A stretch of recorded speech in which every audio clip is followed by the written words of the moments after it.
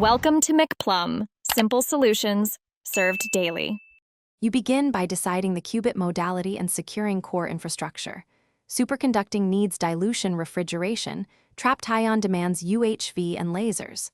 Once chosen, procure a cryostat or ion trap, plus low-noise electronics and timing. Make sure to set up a version control software repo and a calibration plan. This saves weeks. Connect instruments, verify communication, and run initial hardware sanity checks, power rails, vacuum levels, and timing synchronization, so the physical platform is ready for qubit fabrication or assembly. You now fabricate or assemble qubits and integrate them into the control environment, taking care with cleanroom handling or optical alignment.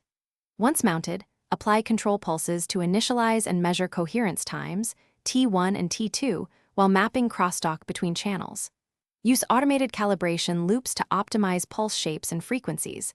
Store each parameter set with timestamps.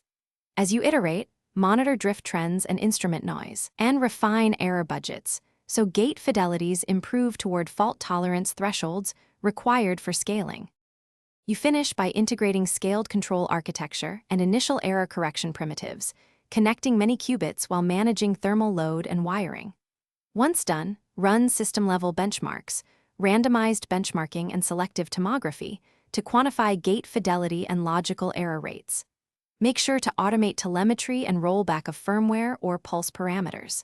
If performance lags, isolate modules, test cryogenic temperatures, replace suspect coax or fiber, run control electronics diagnostics, and run software-only simulations.